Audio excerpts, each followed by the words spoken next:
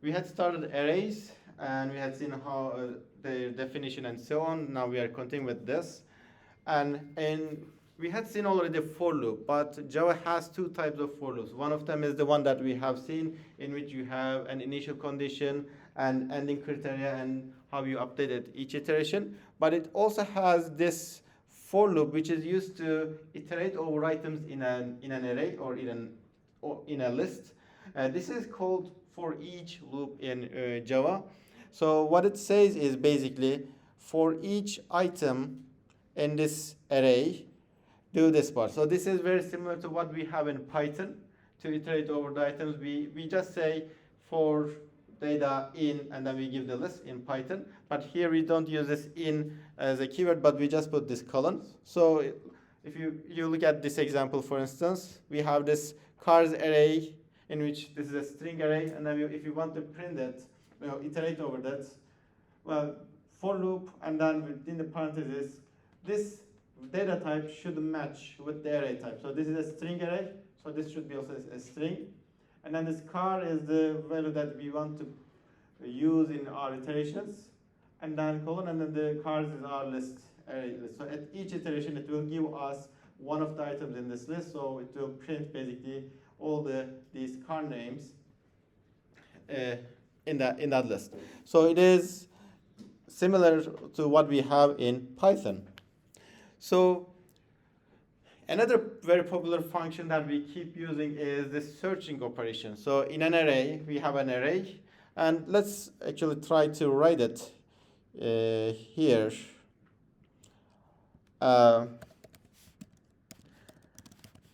It should be a Boolean and contains function. Basically, let's say that it gives us a student array in a class, okay, an array of students. And we want to find if this student, given the other student, is in this list or not. So this is what we want to do. Well, do you have an idea? How can we write it? Any suggestion? If the student inside the student array?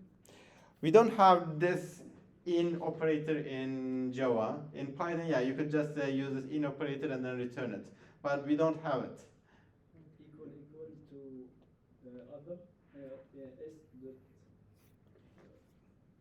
Yes. Equal to The two dots. With two dots, I don't understand. Like if, for example, S, then not the semicolon, the one only like this, then it will be another student. Yeah, more mathematically, we can just, for these kind of problems, first ignore the syntax. Just as a more mathematical solution, what should we do? How can we find in a list? Excuse me, can you? Yes. So we have to iterate over the old items in that list and then check if they are equal or not.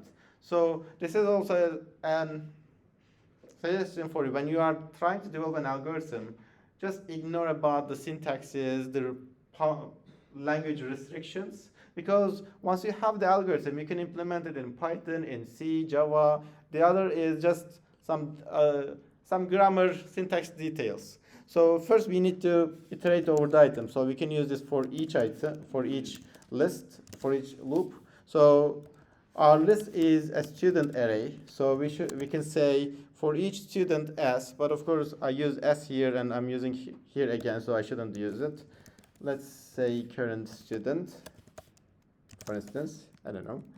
And then, yeah, we need to just check, okay, if this current student is equal to this one. I'm assuming that we have already this equals function. Of course, you might say, okay, when two students are equal, well, you can say if their IDs are same or so, you can think about it, but let's say that we have this function already. And then, okay, if they are same, what should I do? Yeah, I can just say return to. I'll just exit from even the function. I'll just say, okay, I found it. Okay, when should I return false? Outside of for loop, yes.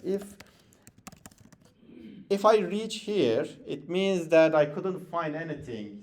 I couldn't return true, which means that the student is not in this list. So then I can only return false. Well, this is a very common of course, search operation in an array. And for the arrays, as I had already shown in my code example, we can create arrays of objects. So here is an example. We have, how can I create it? Assuming that we have this book class. So to create a book array, the same syntax with the other things what we do with the string array, with the integer array. So class name, square brackets, and then we say new book, and then within the square brackets, what is the size of the set? Then, well, for each item, but you have to be really careful about it. If you want to put different books, then we need, for each of them, we have to create a new book here, like by using this new keyword. So I create one book, I set its title, and then I put it in the first index. And then I create another book using this new keyword, and then I put it in the second index. So this using this new keyword, this is important because I use it only one for the array, and then for each item I use it again. This is one of the common confusion points. Like you either forget this one or the other ones. Usually students think that, okay, I already allocated spaces for the array, so I don't need this one. No, it's not true. So this one, this new keyword is for the array only, but then for each item in that one, you also have to allocate some more space for those objects. So this is important. And then the rest is very similar. You can just use the arrays length function, and you can, and when you reach an item, access the item, then you can use the functions of that class that you defined, like get title, if we have it, for instance. So this is, the rest is very similar. All right, any questions so far? Yes, please. Could you do like books one equal new book? You have to say it into a variable field and then assign it inside the array. Can you say it again, please? So when you're creating like a new object, can you do books one equal new? Oh, yes. Oh, yeah. We don't need to say book C, book B. We can also say it. Let's also do it, for instance, for the students.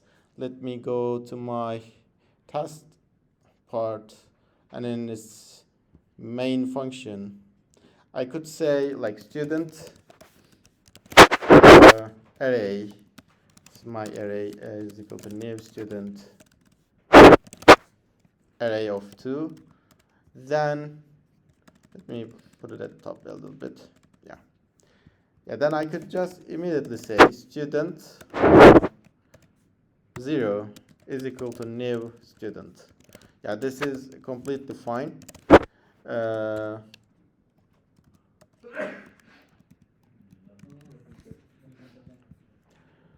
Oh, this is, I made a mistake, sorry. This should be array, of course.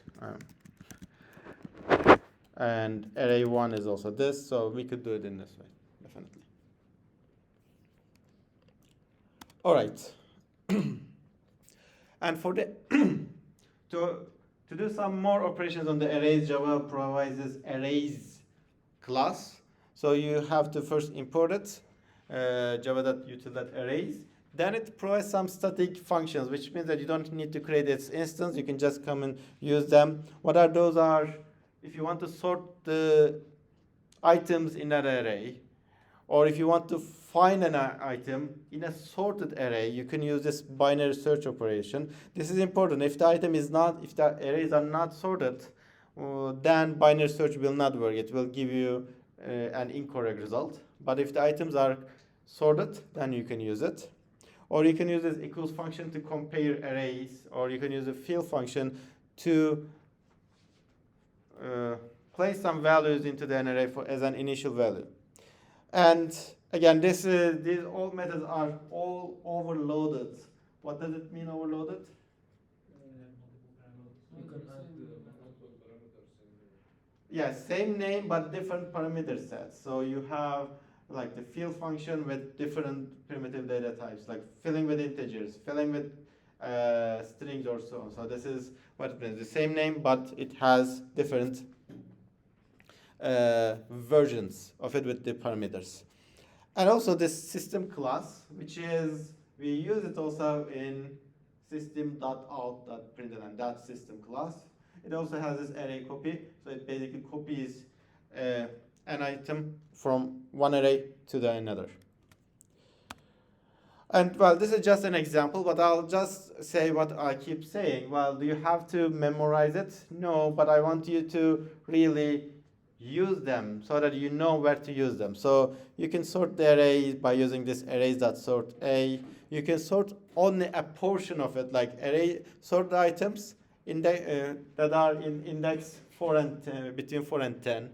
You can fill all the arrays in that, all elements in that array with some particular value, in this example C5. Let me zoom in actually a little bit. Or if you want to say, okay, fill the items index from 7 to 11 with 33. So you can only fill a portion of the array, all of it, or you can, again, create an array containing the first 10 elements of it. So I want to get just 10 of it, or just 20 of it. So it is, again, if you want to sort, fill, copy operations with arrays, then this arrays class provides a number of functions that you can use.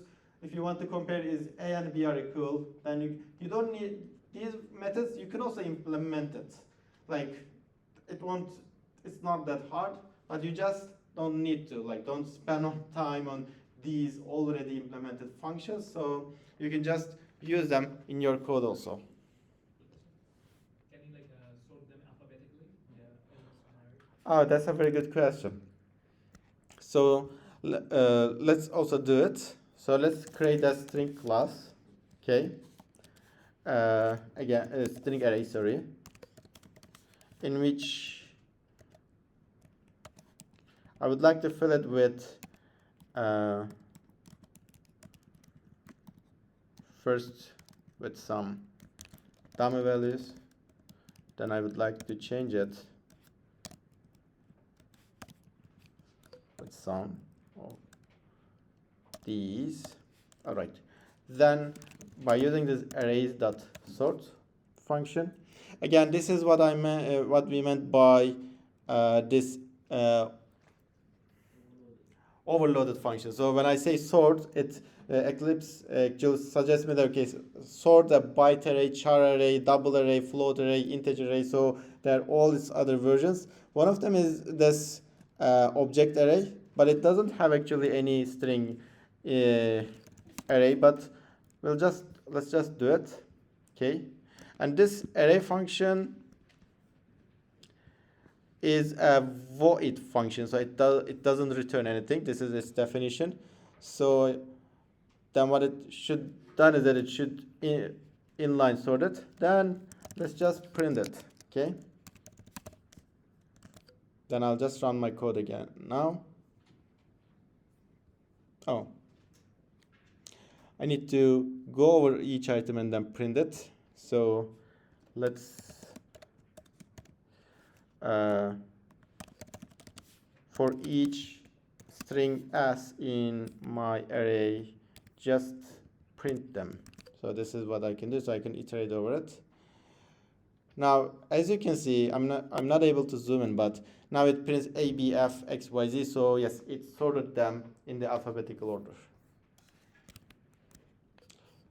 All right, I think I will just see these slides and then we can continue with the quizzes. So I will just finish the arrays and then we will start with the quiz. And also you can create multi-dimensional arrays, 2-dimensional or 3-dimensional arrays and so on. So this is usually used to represent a matrix data. This is especially a very common data type in AI, in machine learning. If you have any structured data, that you have a tabular data, then actually this is a common way to keep the data. And how we do it? Well, if you want to create a multi-dimensional array, like if it is 2-dimensional, then you need to put these 2 square brackets. If it is 3-dimensional, then put 1 more square bracket. So for each dimension we put it. And then for each dimension, you also need to identify their size. Like I need 3 rows, 4 columns. If there was the third dimension, then you should also specify its size. Or if you want to fill it immediately, then you can also do it with the curly brackets. But know that this curly bracket is 1, and then there's another one for it contains, so this contains 2 arrays, and each array has 3 items inside that. So this is, you can also do it in this way, but just be careful about it because it's so easy to confuse when we are dealing with so many curly brackets. But, with the rows and columns, if we take this as a piece of data, Where is the rows, you mean? rows and columns, if we I find each value in So for instance, let's look at this example then. If you want to create an array with 3 rows, 4 items, 4 columns, okay? So this is how you will write it. I want 3 rows, the first one. The second one is the number of columns, okay? Then this will be your data actually. I have 3 rows and the 4 columns, and then I want to reach the first item in the first row, first column, then A00. If you want to move to the second row, then you need to say the first one, A1, will give me the items for the second row, and then this is first column, second column, and so on. So this is how we do it. We just put these square brackets, rows, to access a specific cell. All right. I would like to stop here because that will be a new topic and we have to do the quiz. So on Thursday, inshallah, we will continue with the ArrayLists. Let's stop here.